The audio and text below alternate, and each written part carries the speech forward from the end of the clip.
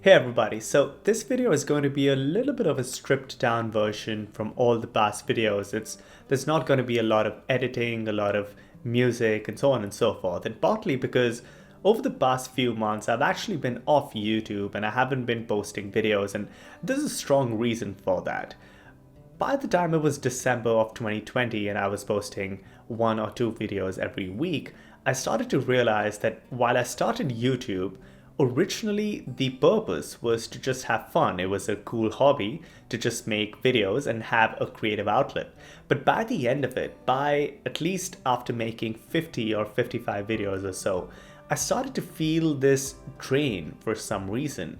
And I introspected and I realized that YouTube has this way of hooking you onto the constant growth of subscribers and really just getting you into the trap, so the so-called trap of numbers and growth and views and so on and so forth, which makes you push out one video every week. And as I started to fall into that, or from the moment that my fun quotient started to dip, I started to realize that that is not why I started YouTube. And my last video was actually about making content. But after that, I began to realize that posting one video every week, even when I don't want to, was a function of me giving into the YouTube algorithm, which is great for some people if you want to have explosive growth on YouTube. But for me, for whom YouTube is just like a passion project or a side project, which I don't intend to just blow up, but just to keep on the side because it's a fun little activity to do. And so I decided that I would only post videos when I have the inspiration rather than being on the consistency bandwagon just to post one video every week because I'm being driven by numbers and not by anything else. And so with that story, in this video I wanted to talk about what I've learned over the past 3 months as I've stayed off YouTube, and what I've learned about hobbies and leisure and just taking a break from the things that you do love at times. The first thing that I really learned is that true leisure is not actually a break from work. We often think of leisure as a break from something, a break from the day-to-day routine, from the day-to-day work that we do. But that's not actually what true leisure is. In fact, I read a super interesting article on brain pickings, and in it, Maria Popova, who is the curator of brain pickings, mentions a few excerpts that really struck a chord.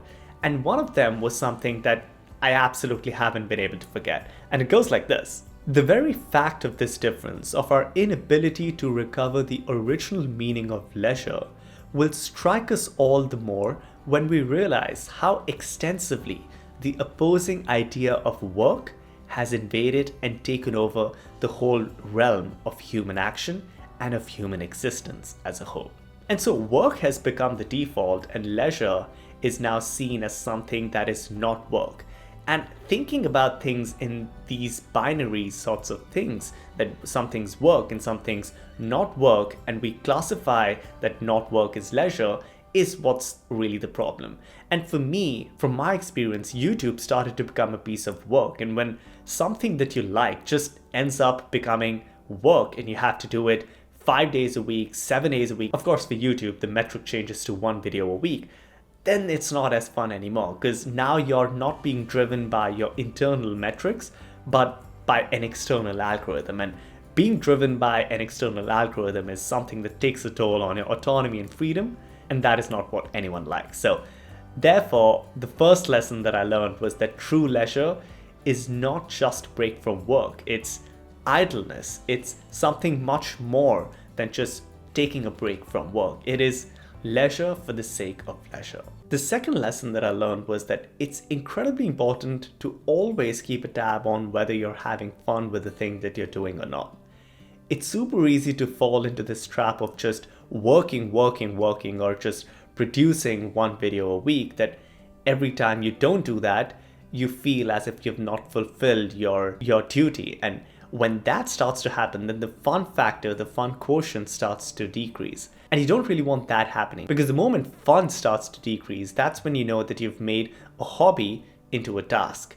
And when you make something that you like into a task, then it's not what's internally being driven anymore. It's now a project. It's now a thing that you have to accomplish. It's now a duty.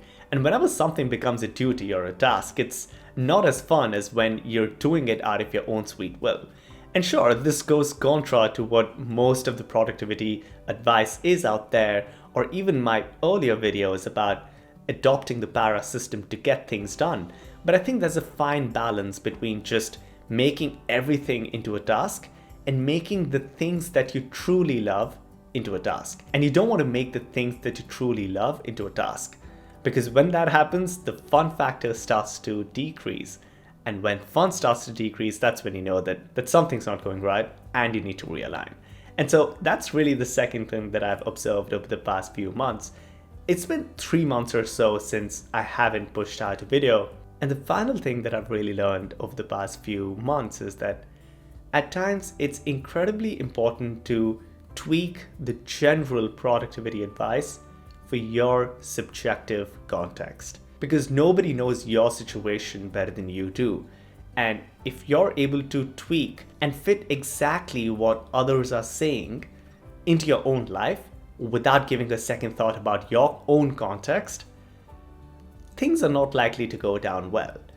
And so, sure, consistency does matter. And a lot of my friends were also telling me that, hey, you should be pushing out one video a week because you've gotten this much growth and it's very important that you stay on that path. But at the same time, I also feel that it's important to tweak all of that advice into your subjective context. At the end of the day, it's incredibly important to also be happy and have fun. And as generic as it sounds, I think that as you start to do more and more creative things, it becomes important to keep these things in mind so that you align your gyroscope with your internal metrics rather than align your compass with the external metrics. And this is something that the management consultant Venkatesh Rao talks about a lot, the difference between gyroscope, which is internal, and compass, which is external.